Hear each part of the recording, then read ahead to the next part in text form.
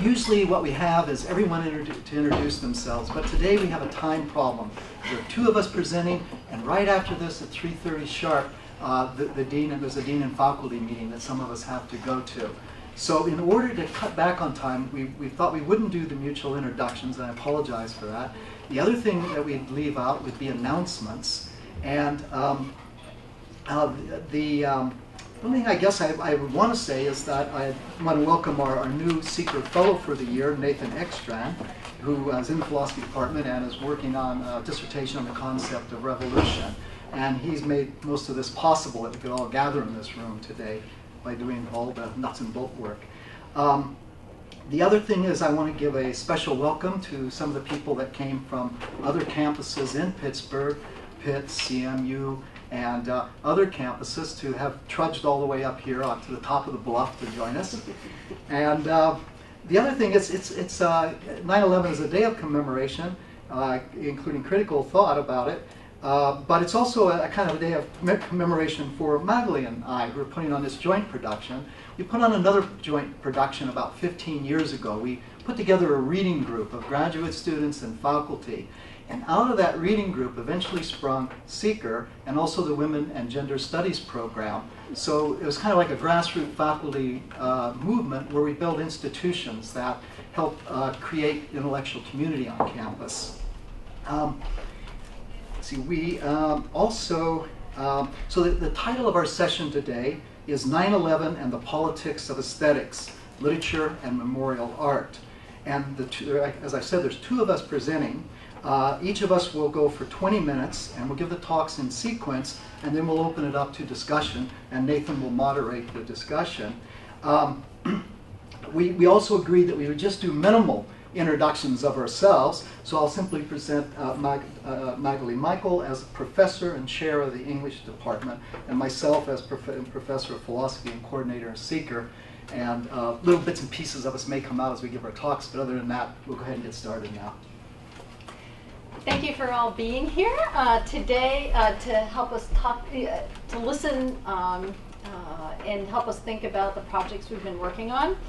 Today I'm going to be telling you about a book manuscript I've been working on, Narrative Innovation in 9/11 Fiction, that is forthcoming in 2014.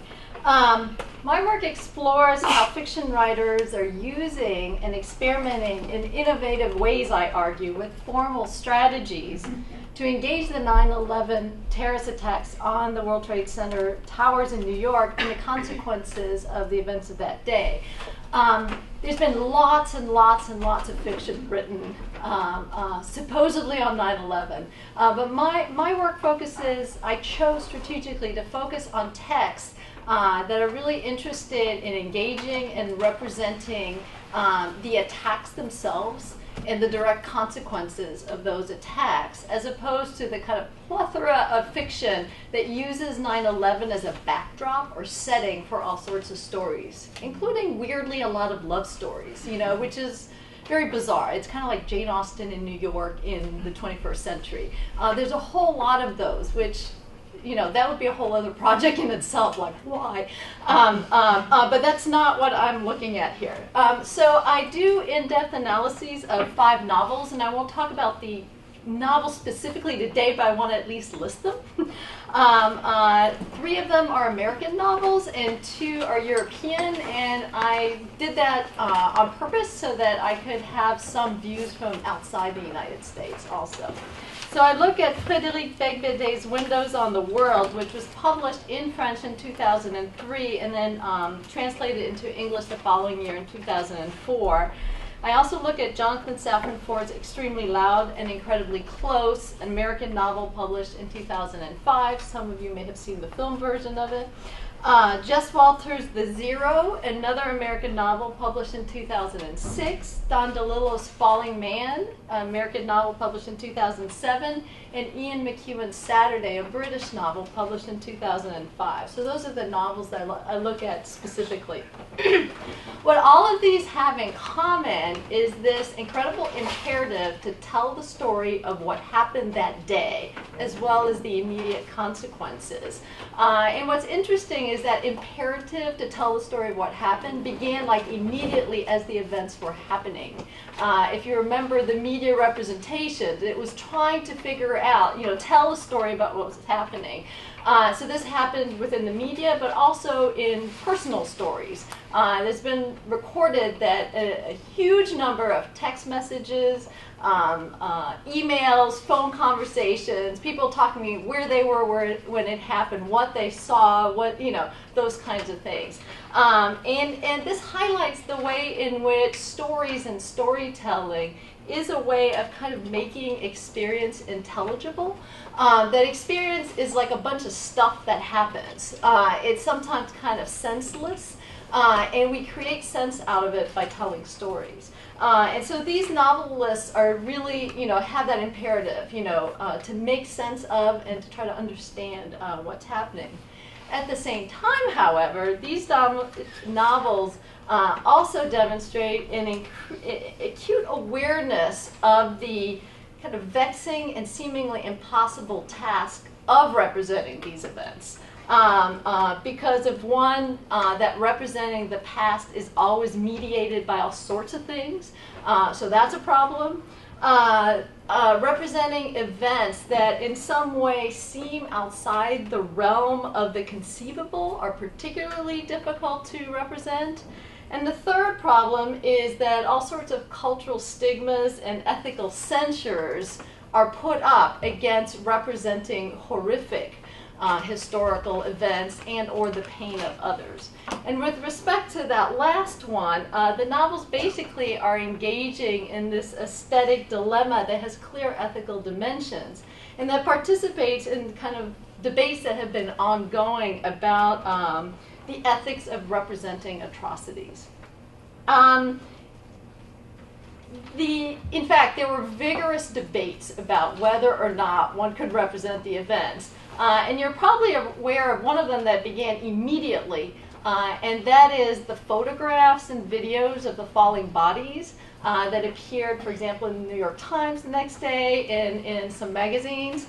And within a few days, they were removed. I mean, obviously, the print copies were still there, but anything on the web was removed because there were, this idea of it's unethical somehow to represent the pain of others this way.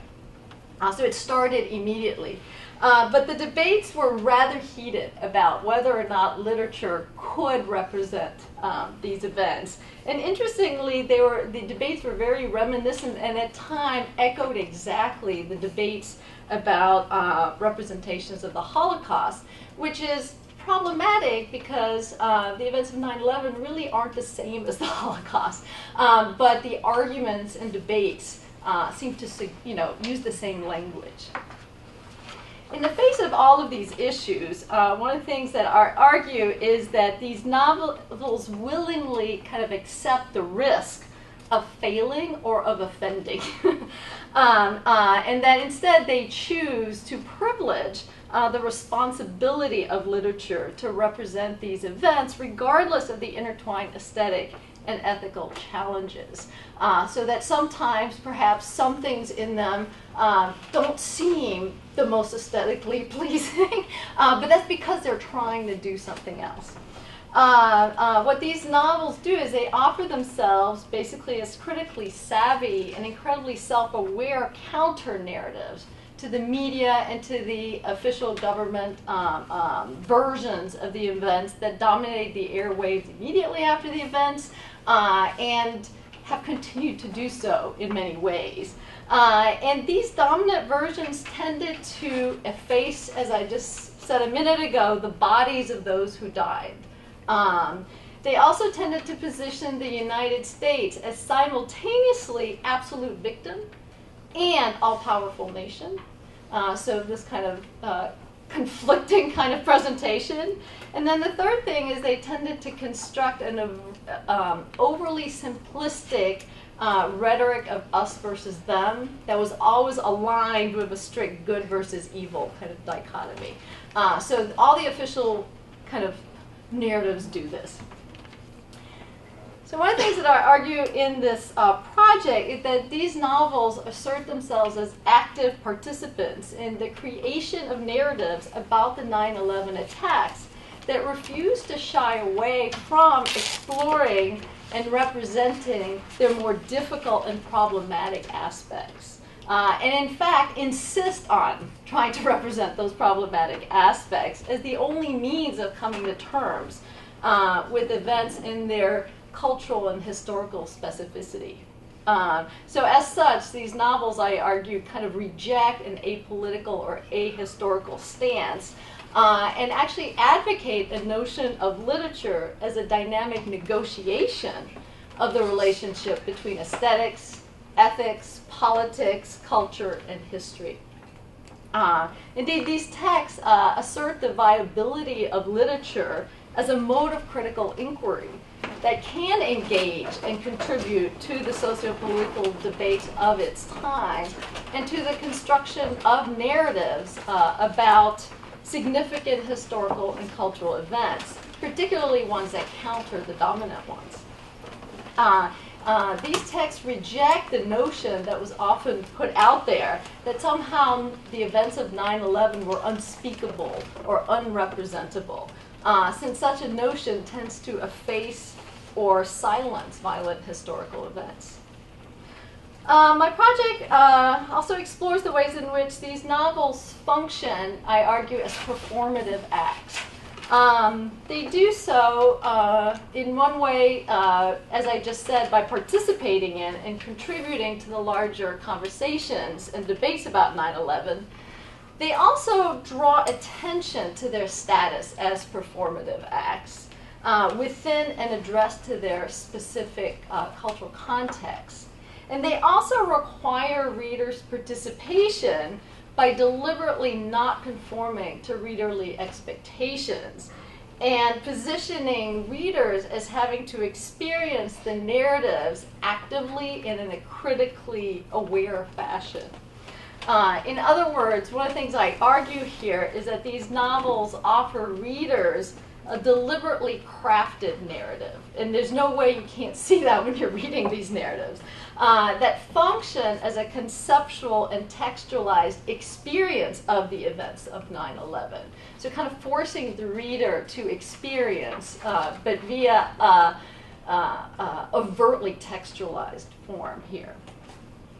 As such, my study pays particular attention to how the novels are strategically orchestrate the interrelationship between form and content, and how they negotiate referentiality and artifice as a means of offering narratives that seek to get at, as I said earlier, the specificity and the complexities of the events at hand.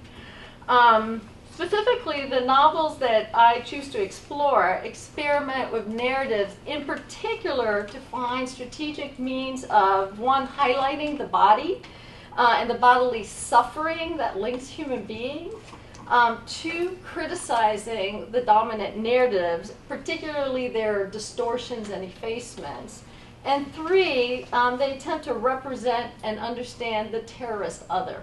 And I'll talk a little more about that in a minute. So I'm not going to talk about the particular novels, since most of you have probably not read them and we don't have a whole lot of time. But I thought I'd at least list some of the kind of narrative strategies that the novels kind of use to do the things I'm talking about. One of the things they do is they co-opt all sorts of different kind of styles of writing. For example, Begveday's novel uses metafiction to get at what it's doing. Jess Walter's Zero uses satire in really interesting ways. The other thing is all the novels in some ways engage in some kind of fragmentation. Sometimes it's at the level of chapters, sometimes paragraphs, sometimes sentences, sometimes language itself, and sometimes all of them. They don't all do it in the same way.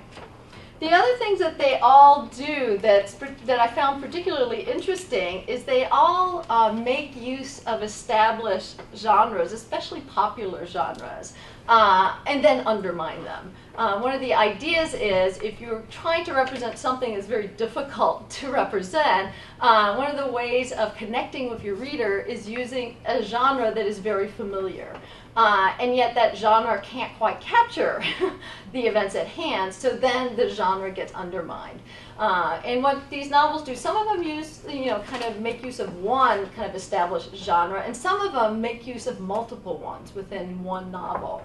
And some of the ones that are used in these particular texts include domestic fiction, the memoir, the crime thriller, anti-war fiction, detective fiction, epistolary fiction, the Bildungsroman, and quest narratives. I mean, those are the dominant ones, although there's probably others in there too. Another way in which these texts experiment with narrative is rewriting or paralleling an older, well-known text. So for example, Kurt Vonnegut's Slaughterhouse-Five in Jonathan Safran Foer's Extremely Loud and Incredibly Close, and Virginia Woolf's Mrs. Dalloway in Ian McEwan's Saturday. Another way in kind of experiment with narrative is the blurring of the line between reality and fiction, between self and other, and between victim and perpetrator. And then the other one that occurs that's particularly interesting is a kind of displacement of the terrorist act. So for example, in Ian McEwan's novel, it's displaced onto a home invasion as a way of trying to get at the terrorist act. And in Jess Walter's The Zero, it's a displacement onto a homegrown anti-terrorism endeavor that turns out to to participate in acts of terrorism in order to get at the terrorism. In fact, it's a novel that really plays around with the craziness of it all. One of the largest risks that many of these texts take is actually in working to represent the terrorist other, and many of them do. They don't all do it, but many of them do. Trying to represent the terrorist other as a complex human being rather than the kind of cartoonish, evil, non-human that's most often portrayed in official or dominant narratives. The risks obviously involve a couple things. One, charges of a lack of patriotism, sometimes bordering on treason. The second is for it to devolve in a kind of generalized or ethnocentric kind of stereotyping. And the third is falling into the trap of speaking for and thereby kind of distorting or silencing the other's own voice. But as I said earlier, these novels think it's more important to take those risks and try to, allay them rather than not take the risk at all. The novels take up, I argue that the novels take up Gayatri Spivak's challenge, voiced in her essay titled Terror, A Speech After 9/11, to take on an ethical stance vis-a-vis the terrorists, working, in her words, quote, to listen to the other as if it were a self, neither to punish nor to acquit, but rather to imagine our opponent as a human being in an attempt to resonate with the other, end quote, as the only means of envisioning possibilities for ending violence. And in an interview, she said that she based some of these ideas on the writings of Martin Luther King Jr.'s comments on Vietnam. And so I went and looked at those, and they're quite interesting. Basically, King and Spivak argue that those who engage in violent acts must still be viewed as human, and that attempts to understand them and their actions are necessary preconditions to any attempt to solve global crises in a non-violent fashion. In other words, not until the terrorist other is viewed as fully human can one begin to try to understand his motives and actions. The novels insist on depicting terrorists as dynamic selves with pasts, motivations, and doubts, and thus as having much in common with the other characters who people their novels, thereby raising the possibility that we are all capable of terrorist acts. While it's risky to attempt to represent an other that's been labeled an enemy or a terrorist, not taking those risks may arguably be more ethically dubious in the sense that refusing to try to understand the terrorist other effectively eschews any real engagement of present global realities and sidesteps the ethical imperative to imagine possibilities for the future. So, in one sentence kind of conclusion of what my project is doing, the novels I explore in this project work to understand the complex 9/11 attacks on the World Trade Center and their aftermath, which entails challenging dominant accounts by offering innovative narratives and aesthetic forms that co-opt, manipulate, rework, re-energize, and move beyond a variety of established narrative strategies and genre conventions. And I'll stop here. So the talk I'm going to give today is based on a paper that's been accepted for publication already, entitled Citizenship and Public Art, the Political Aesthetics of New York's 9/11 Memorial. But there's also a book project that I've been working on now for some time on political aesthetics, so a lot of this work will be part of that book.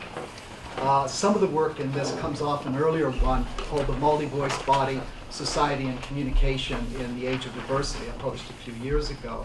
Now, to help talk along, I'm passing out some other slides.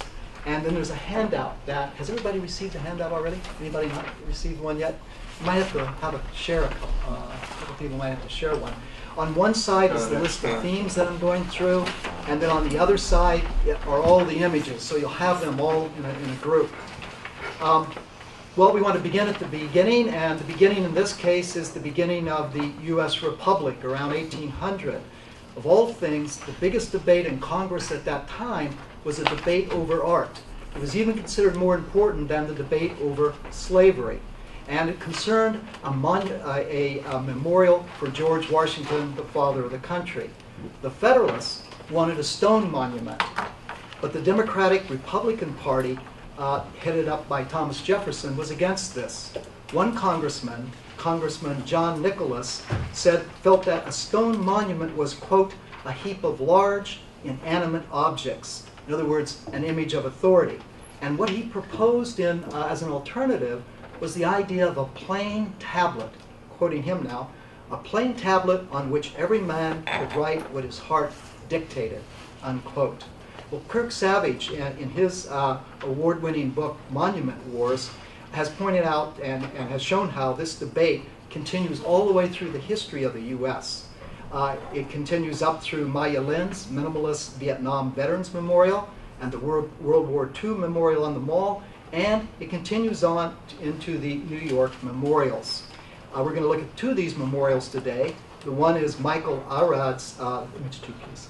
The one is Michael Arad's Reflecting Absence, and that's the one that's actually at the 9/11 site. The other one is by Christoph Wodesko, and it's called City of Refuge. This one has not been constructed. He proposed it some years after the Arad Memorial, and he means it to point to a different way of doing memorials, maybe a counter memorial like the counter novels that Magali was talking about. And so what I want to do, and what I guess we want to do actually, is use these memorials for a particular task in political aesthetics. The job of determining when government-sponsored public art is an act of citizenship. That is, when it supports or advances democratic rather than autocratic values, and when, as art, it has an optimal balance between its aesthetic force and its political, or more generally, didactic message. Now there's a caveat here, and that is that active citizenship refers to democratic values because they are the ones that link us all as citizens across different ethnic differences, religious differences, and all the other differences that we may have. So it's the one thing we share in common.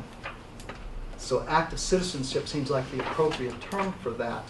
We can have public and private art that's great for many other reasons.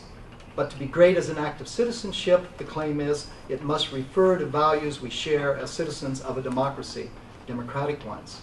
So what we want to see is if and how the memorials can clarify and deepen the aesthetic and didactic parts of a criterion for public art as an act of citizenship.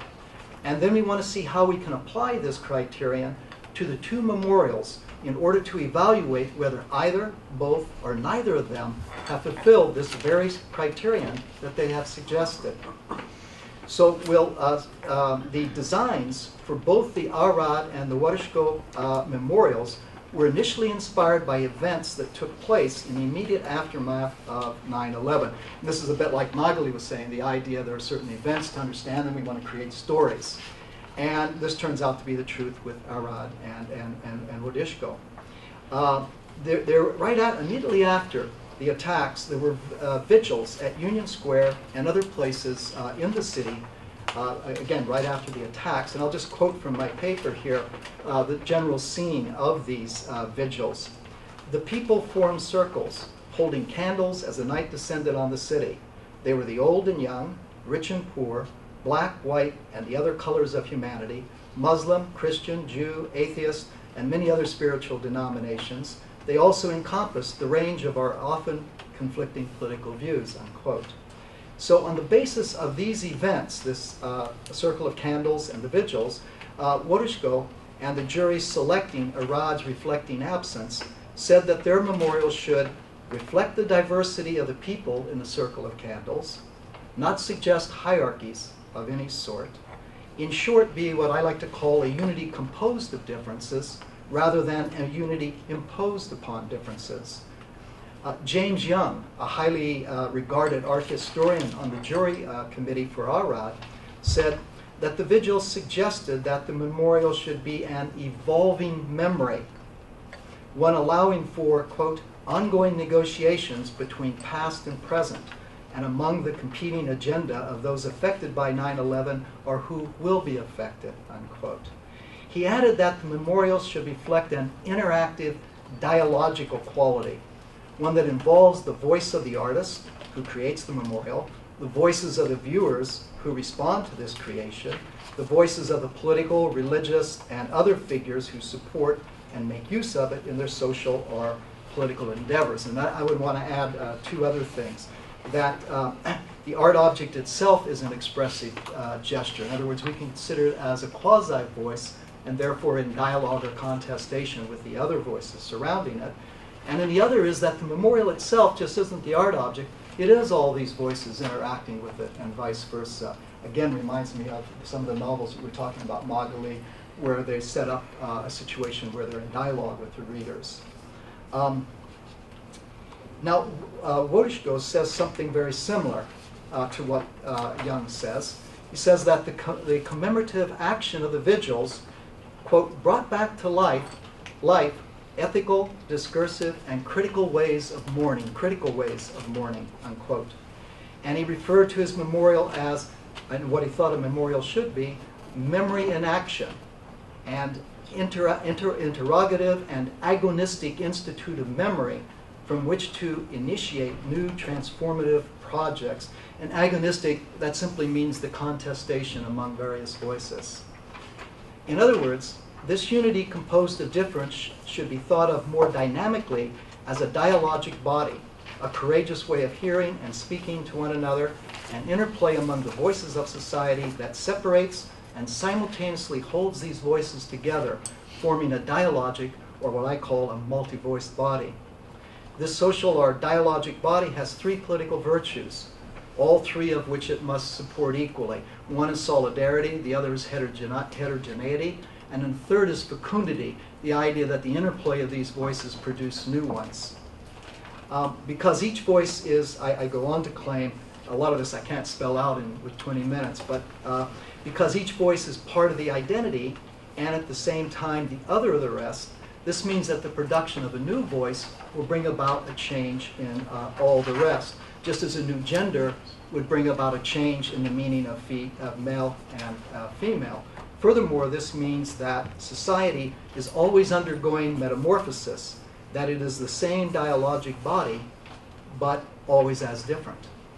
There's a dark side to this picture, and that is that the multi-voice body is always threatened by the actuality or the possibility of one or another of these voices being raised to the level of what I call an oracle, the one true God, the pure race, patriarchy, capitalism or market fundamentalism. In other words, any voice that presents itself as non-revisable, as the indisputable and final truth, and thereby diminishes or eliminates the heterogeneity in society and blocks the creative interplay among the other voices. So given this picture then, let's see how the memorials support or fail to support the democratic values suggested by the circle of candles that inspired their designs, and see if and how they resist the three oracles that I'm going to name, the three oracles that threaten them. The first I call an aesthetic oracle of spectacle. The second is the oracle of capitalism. And the third is the oracle of American exceptionalism. So we'll start out with the two memorials and the aesthetic oracle of spectacle. This will give me a chance to describe a bit more what the two memorials are like, and also to show you in terms of the images on the board and the ones on the flip side of that handout. So starting with Arad's reflecting absence, the construction and the planning of reflecting absence was done by the Lower Manhattan Development Corporation. And what's interesting here is they said they had two main values that they wanted to project. One was the revitalization of the commercial life of the area, and the second was commemorating the lost lives and the vanished Twin Towers, and that the memorial should treat the site as a place made sacred through tragic loss, one that preserves freedom and inspires an end to hatred, ignorance, and intolerance. Now, Arad himself, in talking about his reflecting absence, said that his memorial was meant to give a constant and inexplicable sense of absence by way of the two voids and their occupation of the footprints of the two Twin Towers that used to be there. So you can see on the image how the water flows down, it enters into a pool, and then it drops into an abyss. It gets recycled, and that goes on constantly. There are also recessed names on the edge of each of the voids, a reminder of the individual victims. So you can see that. So if you lean over, if you're there and you're standing and you lean over, you'll see the names in front of you. Now there's also, you can see in the back of the slide, that there's trees and concrete benches. And these are meant to suggest the life cycle and the idea of rebirth.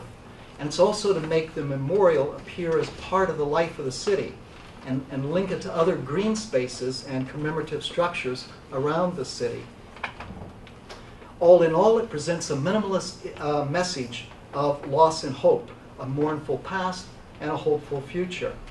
However, there's some problems with the idea of minimalism. And there's sort of two attitudes you can take to it. One, you can say that the sparseness and simplicity, this is the positive one, the sparseness and simplicity of its minimalist design allows viewers to come up with their own interpretation, kind of like Congressman Nicholas's plain tablet. The other one, the counter one to that, says that the aesthetic of the memorial strongly suggests a single narrative, that of loss and mourning in this particular case, and amounts to what Guy Debord and others call spectacle. That is, that it mesmerizes and silences us, distracting us from discussion and thinking more critically about the events of 9/11 and their implications for democratic societies. In other words, its aesthetic cancels out any strong reference to critical thought and innovative democratic values. Now, we can pass then from Arad's reflecting absence and with respect to this oracle of the aesthetic, to Wodishko's City of Refuge. He says that his monument is meant to represent an agonistic or commemorative agora that would help, that would examine the historical and political context of 9/11 and would help prevent the global injustice that ignites anger and, quote, provides fertile ground of new attacks, unquote. But to do this now, he wants to seek out a particular aesthetic, one that would make his memorial compatible with the official emphasis on a place made sacred through tragic loss, but would also make it compatible with an innovative view of democracy, both these at once. And so his aesthetic ends up having two parts to it. One is it creates an aura, and I'll refer to that as an auretic aesthetic, And the other is it also gives us a geometric and performative aesthetic, which reminds me of some of the performative novels, some of the emphasis on performative style in the novels that you mentioned. So with respect to the aura, or the auritic aesthetic, is there an image we should be looking at? not yet, but coming, but thanks for mentioning it. With respect to the aura or auritic aesthetic, he says he intends to emulate the biblical cities of refuge. And the idea with the biblical city of refuge is that they're a sanctuary for anyone who unintentionally killed someone else and was being hunted by avengers of blood. And the idea was that that person would then study the Talmud in their sanctuary and then go back for trial after that was over. And the idea that Waterskill wants to get across is that the person is half innocent, half guilty. Innocent of murder, but guilty of negligence. And that this applies to New York, he feels, to its inhabitants, and for that matter, all of us. We are innocent of murder, but we're guilty of not challenging actively enough policies that have caused poverty, injury, and even death at home and abroad. So we are half innocent, half guilty, and threatened by modern day avengers of blood. Now, this part of the auritic aesthetic also involves a ritualistic journey to the city of refuge. And here's where I do have to get the next slide in to put that up. You can see that the idea is that the memorial is going to be located in the middle of New York Harbor. And on the one hand, it points out to the World Trade Center, points out to the Statue of Liberty, Ellis Island, and also the stormy lands overseas, some of which are sites of our unintentional misdeeds, and also places from which new exiles might come, fleeing avengers of blood. And the idea is that the memorial, the full memorial, so that'll be the next image, consists of a central globe and satellites. And the idea is that you have ferry boats coming from New York to those satellites.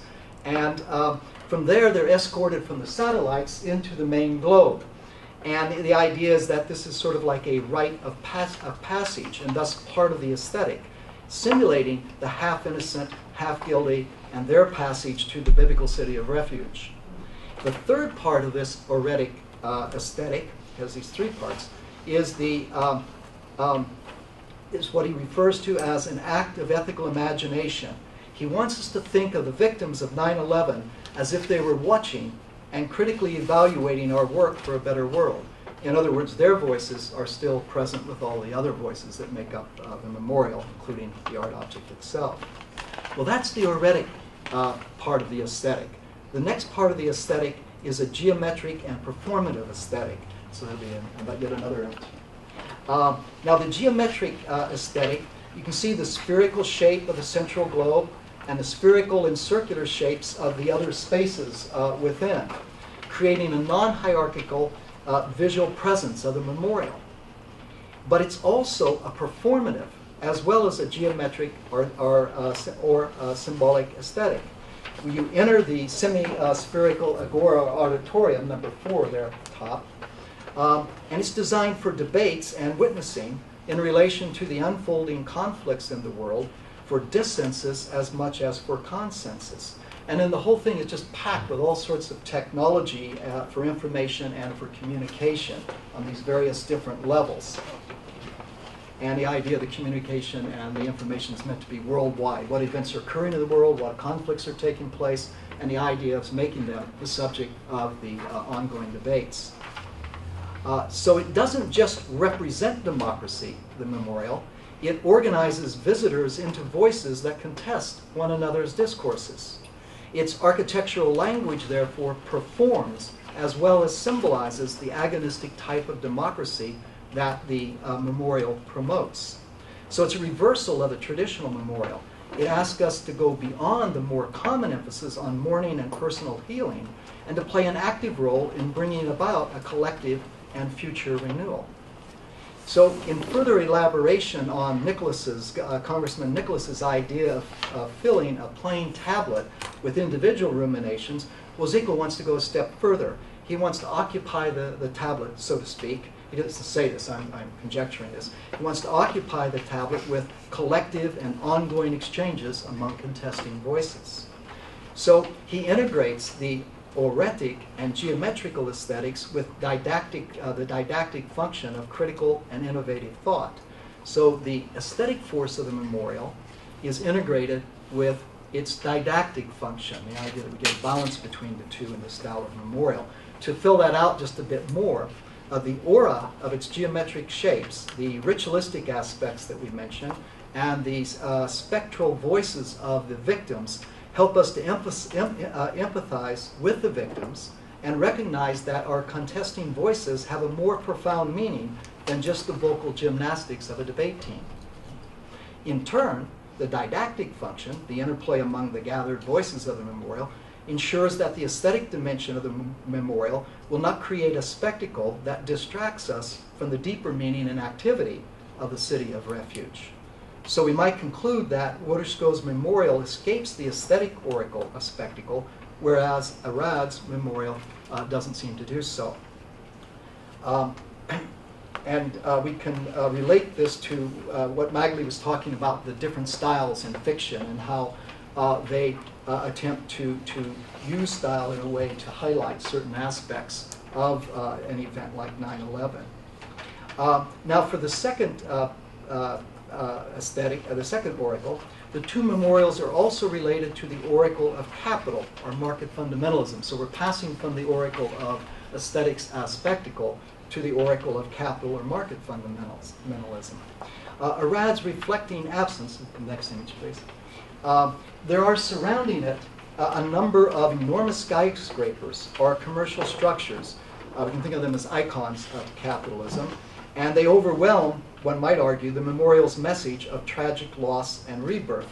They're considered as part of the overall 9/11 memorial, so they're not just what buildings that happen to be surrounding it. These were ones that are replacing the Twin Towers as well. And the reflecting pools in Arad's reflecting absence are in the footprints of the Twin Towers and commemorate them and are intended to commemorate them as well as the victims. But of course, these were icons of capital as well. So the minimalism of reflecting absence offers only muted resistance to this naturalization of capital's omniscience. Now if we go over to Watersko's City of Refuge, the harbor location that it has symbolically and perhaps literally escapes the shadows of the icon of capitalism.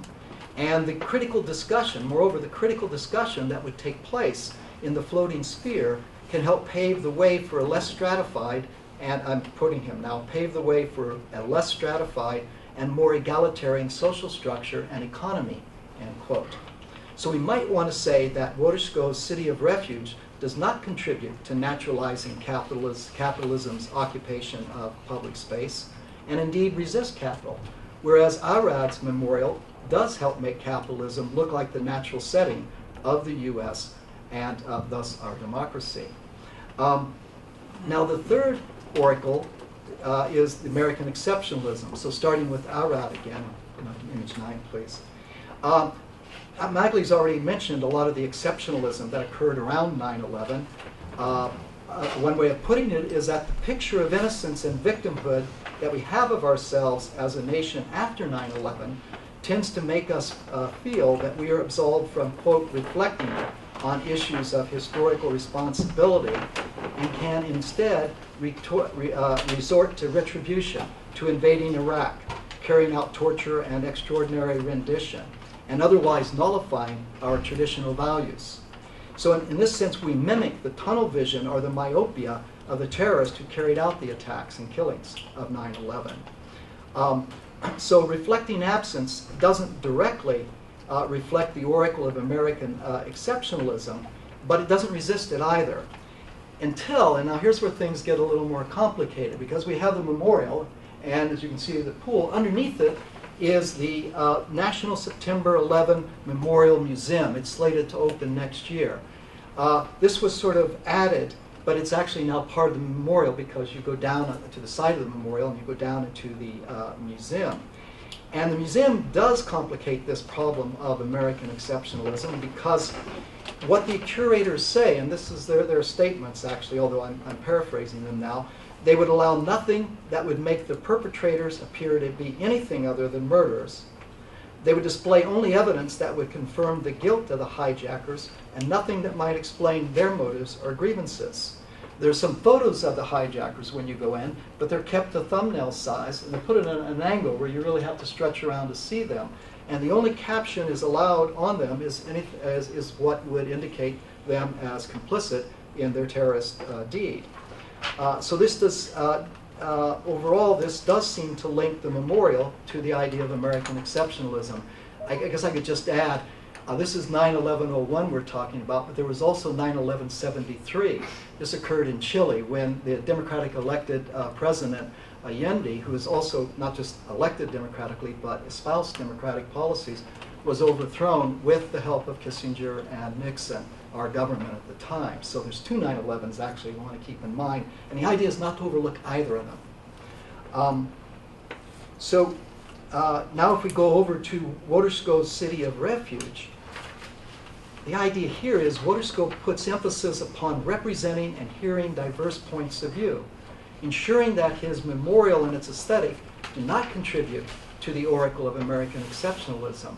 Moreover, along with the spectral voices of the victims and those of the surviving and the real voices of the surviving kin that would also be part of the voices active at the memorial, along with them, Watersco wants us, the memorial, to acknowledge the humanity, motivations, and grievances of the hijackers as well, which is not to downplay the deed, the terrorist deed that they did that killed so many people in a way that's completely unacceptable, but to also see that they have more dimensions than just that one.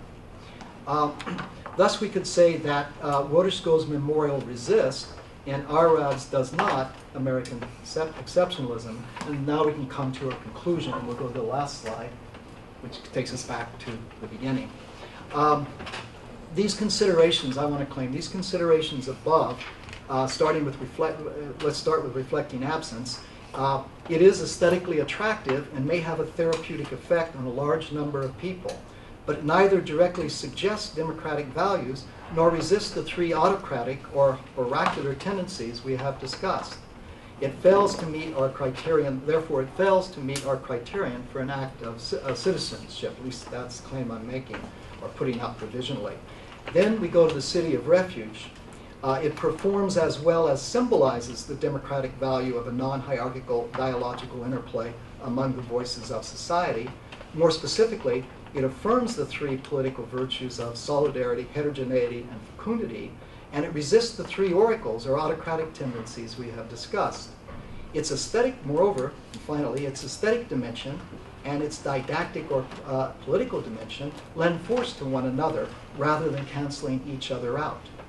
So in relation to the criterion for government-sponsored public art as an act of citizenship, it looks like Wodzico's City of Refuge fulfills our criterion for an act of citizenship, whereas Arrad's does not, despite all the other values it might have as a memorial.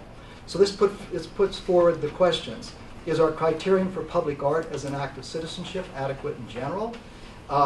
And does it reflect the democratic values and resist autocratic tendencies and oracles, and have a satisfactory balance between the force of its aesthetic and didactic or political dimensions? And then, have the assessments of Arrad's and Watersco's memorials that I've given, based on this criterion, have they been fair? And finally, the thing is to relate both what Magali has said about literature and what I said about monuments, perhaps thinking of some of the commonalities that they involve, and seeing what we all think about that. So we can go on with discussion. Nathan's going to moderate the discussion.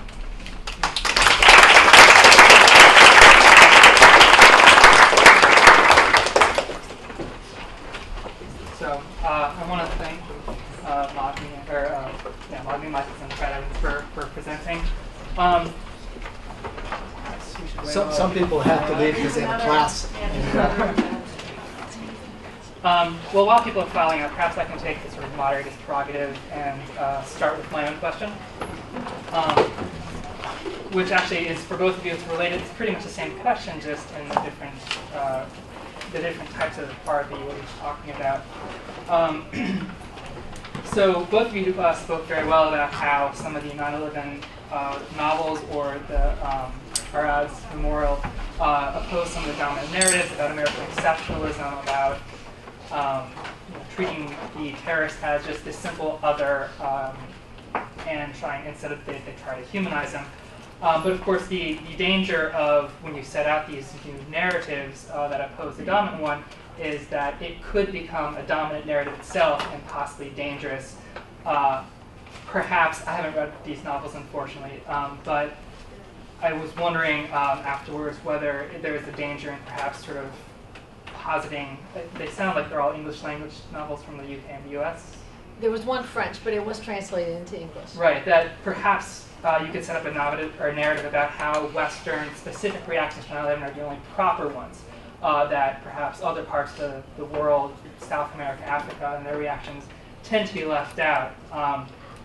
So when you oppose these dominant narratives or these oracles with new narratives, and there's a danger, or first of all, I guess my question is basically, do you think that there is a danger of a new dominant narrative being set out because of the way these memorials and novels react to the dominant narrative that exists right now? If so, what steps can they take to try to oppose these new dominant narratives, or is this a constant danger that these memorials and novels must always constantly live with? Well, with respect to the novels, they more question or ask questions than present like an alternative, like grand narrative. So in that way, they never like assert, well, here's another narrative as the only narrative, but rather are always moving to undermine and question and keep asking questions. And they don't all, try to represent the terrorist other. In fact, the French novel instead tries to represent the victims, which is something none of the American novels will do. It's the only novel I have found who actually tries to represent what happened in the tower above where the plane hit, and of course the characters don't make it out, obviously, and you know that from the start. But the ones that do attempt to represent the terrorists do so. They're never, well, the ones I look at, they're never the main character because they try to avoid kind of saying the terrorist is this, right? Because that would kind of create kind of a uni-vision of what a terrorist would be like, but rather try to explore it like from a slanted position in a way. So I don't know if that exactly answers your question, but I'll let Fred. I think my answer is a bit similar in some ways. If I think of Wojciko's memorial, he wants the voices of the terrorist and the ideology behind it and sentiments, including the history of the Middle East behind it. He wants that represented, but he also wants all the other voices, including the voices. He even wants us to picture the voices of the victims as being present and also as being represented. In other words, by setting it up as a continuous debate, or I don't really like debate here, an interplay of voices of all the different ones, he allows many different views to be represented, and in that sense, makes it with certainty. You never get necessarily to a final conclusion. If you come to any temporary conclusion, the way he has it set up, you always have an open space that requires that others fill it with their opinion. That if there were anything that would close over that open space, then it would go against the whole spirit of his memorial and the deeper notion of democracy that he has going. The idea of, for instance, you can have a democratic vote, and then let's say the person who wins the election then closes that space.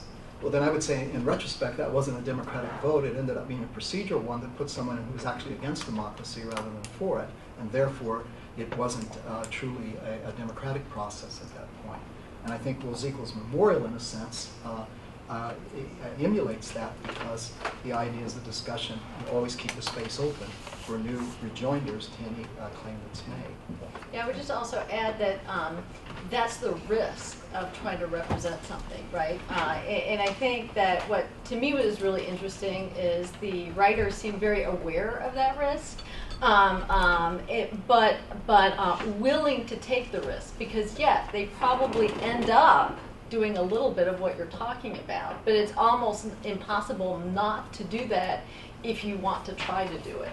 But they try to keep questioning you know, even what they're doing themselves. Because you can't try to represent without creating a story that someone can then take as the story. So you can keep undermining it, but it's hard not. There's always that going to be that risk. I think this. Thank you both. It's fascinating.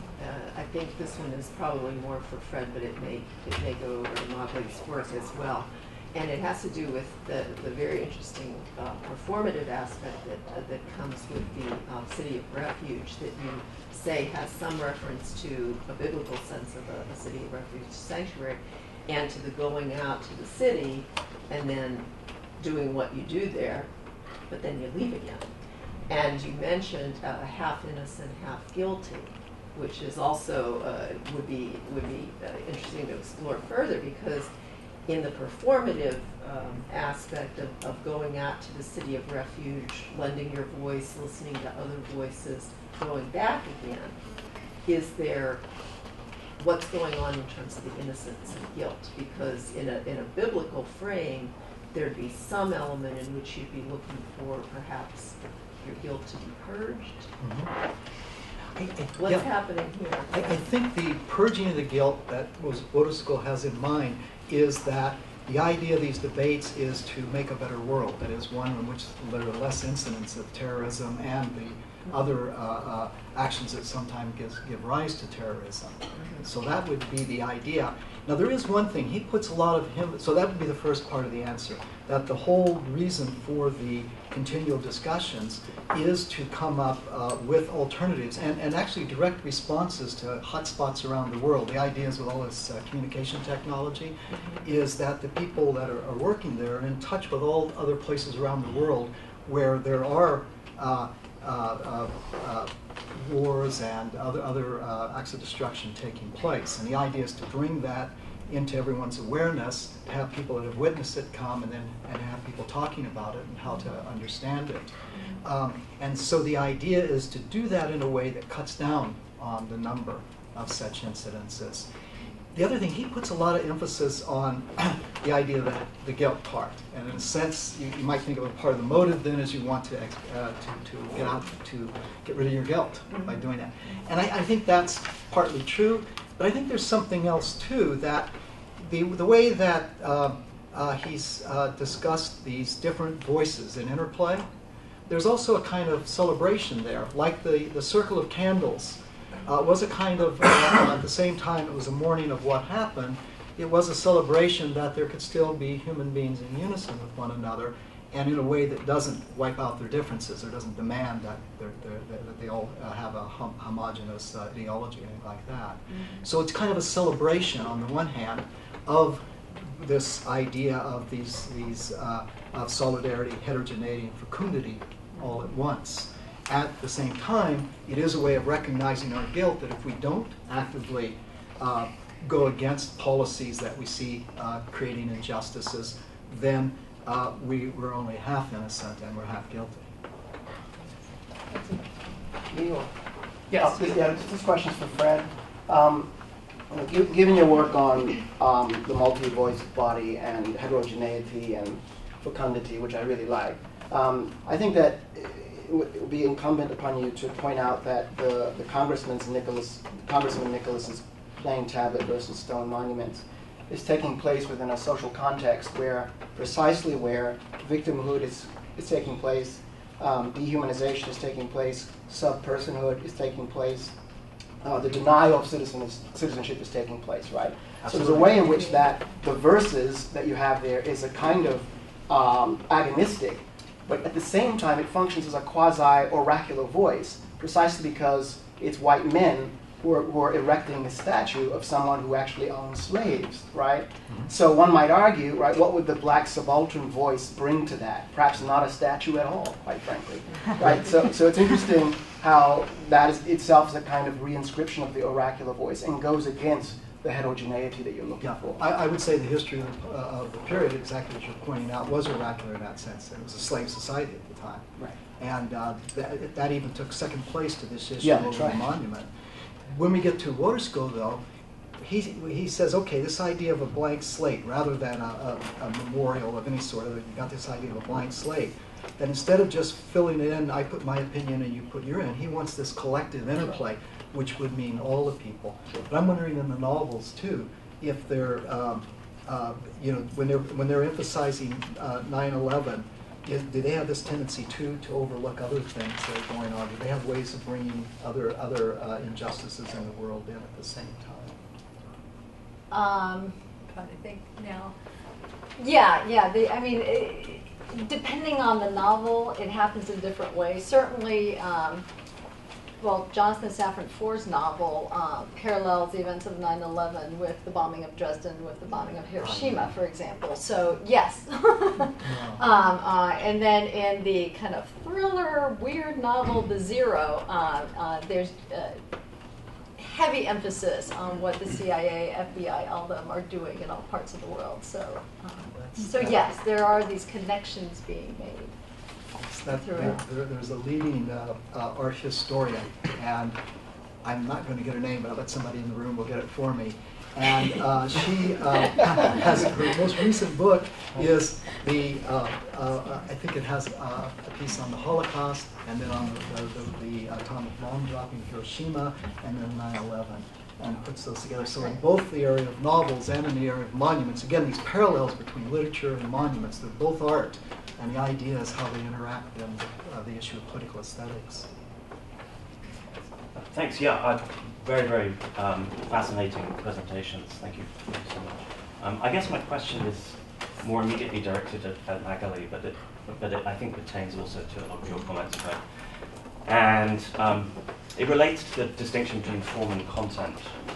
Well, there is no exact distinction. You can't have one without the other. Well, sure, yes. sure. But one of the things you mention are strategies of narrative strategies that use form as a way to sort of divert away from dominant interpretations and dominant ways of thinking.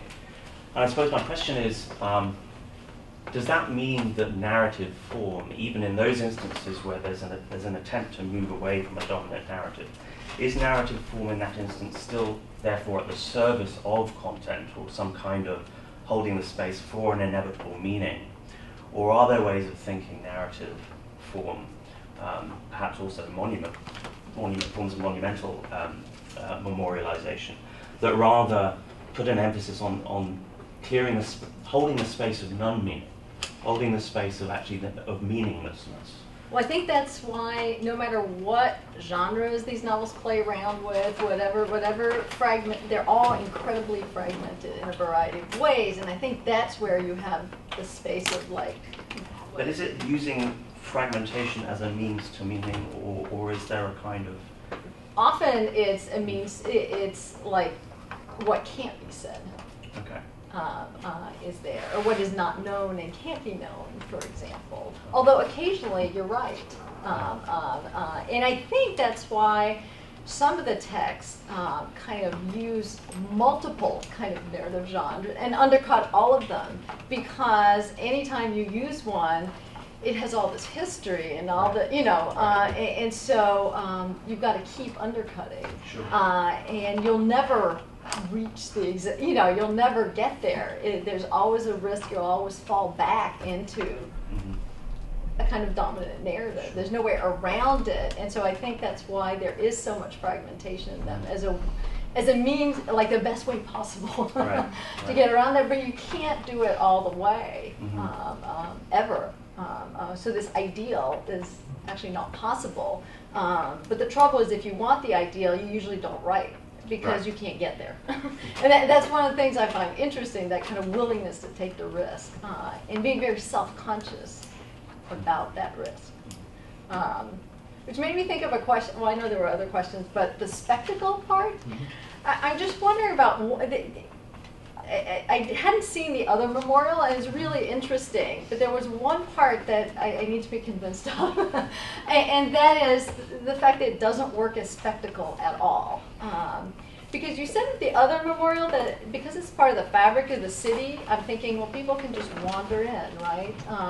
But this one, if you don't choose to go to the memorial, does it then not function as a spectacle for all New Yorkers and for New York? Because it's just I mean, it looks cool, you know, it is kind of a spectacle in and of itself. And you can't force people to go, right? So it seems to me that even the ideal can't help but always kind of fall back into these. I wonder if that isn't true of every memorial except the one that lays a trap, where you have to go to it.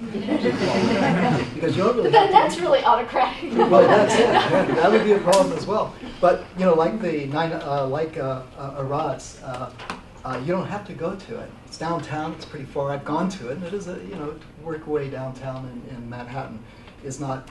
Actually, there's a lot of people in New York that have never gone down to that part of the city, for example. But this kind of ties in, bringing that back a bit to Right, that's why it made me think of it. Would Arad's reflecting absence as a piece of minimalism, does that get close to what you're after, where the form points to this non-place or non-meaning, or does it still lose that? Well, I think I broadly agree with you all, pretty, in that there's always a tendency for any art or any sort of narrative strategy or whatever it might be, that aims always at a sort of an impassivity or an undermining of a positive projection of meaning, that it just becomes a kind of spectacle, a kind of testament to its own grandiosity. And I think in a sense, I'm wondering whether there is the possibility of a kind of memorialization, monumentalization, that manages to avoid both a kind of too quick rush to a conclusion or too quick rush to meaning, uses form in a way that does that without, becoming this kind of grandiose, impassive spectacle that I think you're absolutely right. I think minimalism in particular tends to always threatens to lapse into. I was just thinking, so we could say in one sense, maybe Arad's doesn't say enough, and maybe Rosico says too much. That could be one way of putting it, yeah. Well, these presentations were so rich. Thank you both. I want to throw out a comment, Fred, and I'm curious. So it's a comment, less of a question, more of a comment, and I'm curious to your response. Listening to the juxtaposition, I started thinking about meaning making, and in the case of Arad's, the meaning making process is dependent on negative space. In the case of Wechko, its meaning making is more dependent on discursive, interactive space. I'm intellectually attracted to the latter, but the whole time that you were setting up the intellectual arguments, I couldn't help but listen to this little voice in the back of my brain saying, but I really like the Arad one better. I really like it. So then I have to question so why? Why? In spite of Professor Evans' incredible dialogue about this, why am I attracted? And it came rather readily. It struck me that the Arad is part of the meaning making is dependent on nostalgia. And in a lot of ways, nostalgia might mark at least a large part of the American landscape prior to 9/11, prior to both 9/11s, but and including the current atmosphere where we really seem to yearn for 1950s, mom and dad, Leave It to Beaver, middle class houses in rows. I mean, that's what I'm trying to get at nostalgia. And as soon as I sort of reflect on that piece, I really want to like the Wechko one a whole lot better. I mean, it's intellectually appealing to me. But so I have this kind of struggle going on in my mind, and it just struck me that this nostalgia piece might be a piece of what you're talking about. I think it might be.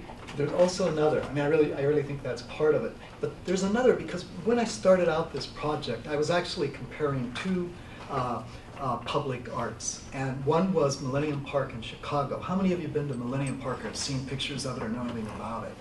Enough. It's those wonderful sculptures on top of this piece of land. I thought of it. I said, okay, this is life. When I first went there, I was really enthralled by the whole thing. And then when I think of the 9/11 memorial, I think death. And one question that occurred to me in this project, you know, I talk about that the monument has to say something about democracy because that's what we all share. Our religions can be different, our ethnic groups can be different, and all the rest. But if we're talking about an act of citizenship and public art sponsored by the government, as both Millennium Park and the 9/11 Memorial are, then don't they have to say something about democracy? But it occurred to me it's possible that death and democracy have nothing in common, that that's the limit of democracy. And so when we get a monument that says very little, like the minimalistic ones, that reflects this idea that death is the limit and democracy has no place there. What convinces me otherwise is Wodiczko's memorial and other possibilities, not just his, but other ones that might come up.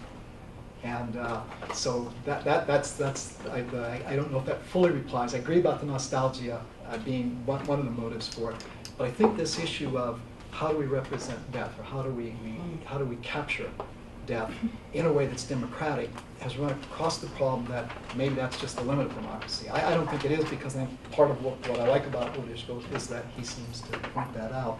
Does that, in the novels again though, I was thinking, does, you know, that idea of death and the 9/11 and death and the victims being kind of, well, it's not a limit to literature because they're writing it, but is it a limit, well, maybe we were saying this already, to politics in a way, because it asks more questions than it tries to come up with answers? Yeah, no, in the literature, it doesn't feel at all like a limit. Yes. Because I think that of this imperative to narrativize, basically. Yeah. Yeah, if we have to tell the story about death, then can we do it democratically? And Wodiczko seems to say, well, here's one possibility. There's questions behind this. Okay, we have a couple ahead of that. Yeah, I guess I'm just piggybacking on many of the kinds of things that have been brought up and that I find myself surprised to be making, because I think you did a fantastic job, and also want to embrace all of Wodiczko's utopian gestures. But I think therein is also a problem that also is speaking to the capitalistic one, which is, and people are mentioning about the Mecca and the distance and the spectacle, and then the time that's involved in going out there and then participating in this place. Whereas with Iran, then you are, as you mentioned, in the middle of capitalism. And so is it not there that we need our agency as opposed to a futuristic kind of utopian place? And then also what happens with the Wodiczko when nobody else is there? And am I perpetually fighting, or am I able to actually have space for my own voice to develop, which I think is predicate on a strong democracy as well. So I guess when we're mentioning about the rush to judgment of kinds of things, I would only advocate, rather than contradict anything that you said, but just complicating perhaps back to some of the original premises of modernism and its desire to elevate an individual. Let me take the first part of it first, the idea of if you're in the location, if you were a capitalist, like Arad's is. But my problem with Arad's is he's there, but there's nothing in his monument that really resists it. All of it's a bit, but nothing that strongly does so. And you're right, maybe it would be better if something like Wodiczko's was located in a way where it's more obvious that it was surrounded by it. In fact, Millennium Park, that's part of what I tried to do, is to show how, although it's surrounded by capitalism, some of the sculptures there resist capital. And so even though it can't even overcome capital, the very fact that it puts up a strong resistance makes it an act of citizenship, whereas I'm not sure that would hold for Arad's. Even though Wodiczko's is out in the middle of the harbor, it still is in the New York harbor. And that, in some sense, it's escaped the immediate icons of the capitalism. It doesn't literally sit in their shadow, but it's facing worldwide capitalism, you might say, there, overseas as well as in the U.S. Globalism. In other words, you might make the opposite case, that where it's located means it's that it more easily symbolizes globalized Catholic capital. By the way, this is a really good question. I hadn't thought of this one before, so these are the immediate things that pop out of my mouth. And then there was the second part. That part I need to hear again. 'Cause I lost it. Well, I think just about the empowerment of an individual, and in terms of the technological space, the mecca that it takes to get there, and the fact that that so much is dependent on this oracular world capitalist environment, then where am I relative to that in terms of rumination or ability to think about my own agency? I'm immediately swallowed up, as often we are divided up at our desktops already. Well, the way I think that Waterschool might argue there is that, yeah, there's all the technology and whatnot and the ritual. The idea is that going there sets up this aura that means that when you get there and you start doing the more empowering thing, where your voice will be heard, where you'll be engaging with the others, it also suggests that this is more than just a debate for debate's sake. It concerns these real live issues that what happened at 9/11 are happening worldwide. So I think that might take care of the empowerment part. Does that seem like a reasonable answer? I think that would be his claim. Yeah. You're not sure if it works, though. Fair enough. I have to go over it just really soon, but I just was interested in what you guys might think about change over time, because I've been doing some work with the Smithsonian about how they collect and memorialize September 11th, starting from they had collecting teams in place by the end of September at the 3 sites, and they were so sure that they had to collect these objects, but they had no idea what they were collecting for or what they should be collecting. There's a great trove of emails back saying, okay, great, we're here, what should we collect? And the people in Washington say, collect whatever looks important. They just had no idea what they were collecting for, what the exhibits might be, they didn't even know what had happened. And the exhibit that they put on a year later, they had no narrative in mind, which is very different from museum exhibitions, because they felt like it wasn't the museum's place to have a narrative at that point. But even 10 years later, for the anniversary, they still didn't feel like it was time to have a narrative. And that was strange to me, to not have any change after 10 years. I'm wondering if in 15 years, it'll be the museum's place to start having a voice there. I don't know, do you foresee that there'll be change? Will a novel written now be different than a novel written in 2003? Do you see a change in how the story is presented? They would have to be. But I'm wondering if part of the problem was this assertion by official narratives that this was a historical, world historical event makes it difficult then for historians and to okay, it's been decided like the second it happened, and that's not usually how those kind of things happen. So I think those kind of dominant narratives that posited it as this event would have made it different, very difficult for a museum curator. Yeah. I'm sorry. Well, I'll just be quick because I know there are other questions that want to go in. I see why they're worried about a narrative. They're particularly worried about some narratives that might have been criticized with respect to siding with the perpetrators of 9/11. And I just have to stick up a little bit for the curators in New York, because I know that they got a lot of pushback about even putting pictures of the hijacker in at all, because there's a loud voice for victims' families there. So they're always negotiating Absolutely. with the public. When I criticize them, I'm criticizing them from the outside. If I were in their shoes trying to make these decisions, I've talked to them, and I would hate to have their job. But from the outside, you can Yes. say, and a lot of them I think would agree with what we're saying. They just say we Yes. can't do anything about it now. They would. I told them So this was happening, and they would hopefully love to be later here. on they will. I suspect in about 20 years that museum will go through some changes. Maybe it will even have, along with 2001, 211-73, as well as September 1, 2000, September 11, 2001. Oh boy! As well as September 11, 1993, when Allende was overthrown. In other words, we put it in this larger context to tell a larger story that had more diversity to it. No. things. One is, just in response to your question about is there a place in any of these novels that has a space of no meaning? I think in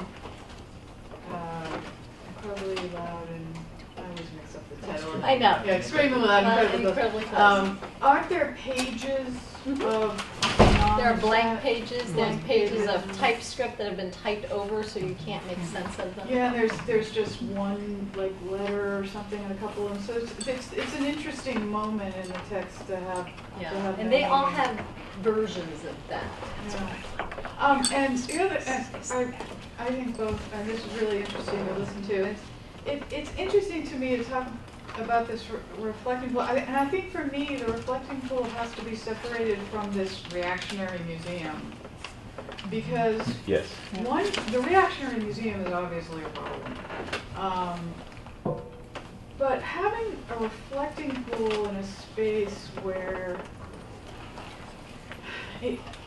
one could argue that one of the problems in the West is we don't reflect, and we go fast, and we're always talking. And, you know, we have the United Nations there that is supposed to fulfill a lot of the goals, it seems to me, and which arguably is kind of doesn't fulfill those goals. And I think having a space in the midst of capital where you are reflecting and being, and there is, of course, a deeply spiritual component of these pools because you have all of these evaporated people, you know, that were in this space, and that component is not necessarily unrevolutionary, but I don't know if it, and I'm going to say this more dramatically than I perhaps mean it. I wonder if it's unfair to put these in, you know, as sort of a dichotomous relationship because they do different things. Again, taking away the reactionary museum. One is a reflecting area, a grieving area, a mourning place, a respectful place for these people that. The other place is a place of intellection and political work. And I don't see why they can't work together, why they have to be put, both are required. I'd say two things. First of all, I think you present a very strong case for Arad, and it's the part of his memorial that has kind of held on to me for a while too. There is something, I've been there, and you do feel the power that it has in terms of being something other than capital. But and I agree too, in a sense. In fact, at one place, Wodisco says he's thinking of his memorial as kind of a supplement to the other one. But then, when he states his reasons for why he wants his, they tend to count it against Arad's. And so we had both of them, that would be great, but we don't. And there is an aesthetic. I guess that's where I want to come back and say there is a very strong aesthetic component to the City of Refuge Memorial. There is those. That's why I took so much time to try to emphasize it, because it doesn't immediately strike you. It does at some point maybe give the idea that, well, it's just a debating place. And by linking it up to the ritual of going there, the spherical shape, the two different dimensions of the aesthetic, the performative one as well as the aesthetic one, I think that saves him from that, or has a possibility of saving him from that criticism. But I think the case you make is the same one that keeps me bouncing back and forth when I've been doing this. Because we're a little short on time, would you mind if I took a couple questions and then we answered them, or is that too much? That's fine. Okay. I've seen three people who just want to ask questions, so perhaps we can sort of get through those. Oh, four? Okay. Yes, we'll. So short version, quick questions? Yes, but okay. let's ask the question, because some of you may have similar questions. So, okay. I know you have a question, Okay. you have a question, you have a question, and Barbara, you had a question. Oh, I'll pass. Okay, then just feel free to ask. It was already asked. Okay.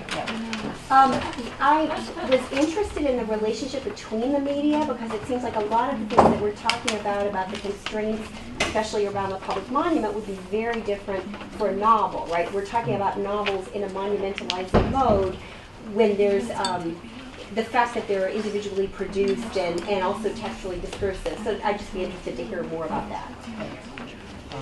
My question was for Dr. Michael, especially related to what you were saying about the novel sort of engaging with the subverting popular forms. And I was wondering if it might have something to do, and this relates to the idea of nostalgia, sort of like the reverse of the intense nostalgia mode, like, where it's sort of like the end of history of 9/11, where before these popular genres were like lacking the sense of historicity. Like after 9/11, historicity sort of like comes back into these genres and they can't handle them. That's why they need to be sort of fragmented and undermined. Yeah, I think it's actually not as complicated as that.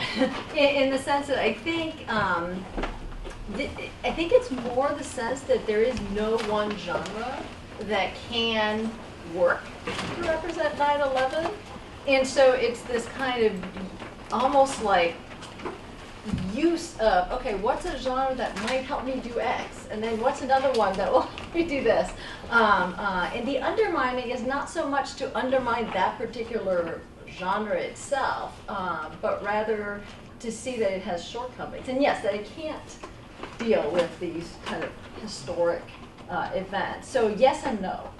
And that goes back to your point of two memorials. One, to some degree do different things. And I think that the novels that use multiple ones really show that up. That you actually need some of these various genres, because or else you can't speak. You know, you can't like get at these things. And different genres help them get at different aspects of the event, but one by itself can't do it because they're so limited in a way. So I think that's more. So that's why I say yes and no, but we can talk more about it. Do you feel like you got your question answered? Well, maybe I'll just say that actually sounds like something that does answer my question, because it's also pointing to the ways in which there would be a kind of, I don't know, clean line public statuary aesthetic that would be different from the kinds of weaving in and out, and the things are possible in text in terms of juxtapositions that might be harder to do in public monuments, though I hesitate to say so in company of people who know much better than I do. Well, there is one major difference. The monuments I'm talking about are government-sponsored ones. Yeah. So this idea of reflecting what do we all have in common, well, that's our democracy, and having that be. And there, as I said, it was a caveat that this is based on the idea of government-sponsored art and therefore citizenship, but both private and public art, there's many kinds that are really great that might not qualify as an act of citizenship, but still qualify as absolutely great art. Yeah, right. So we're gonna have to And the government would not like some of these novels. Right. So we're gonna have to cut it off there. Okay. My apologies for the 6 questions.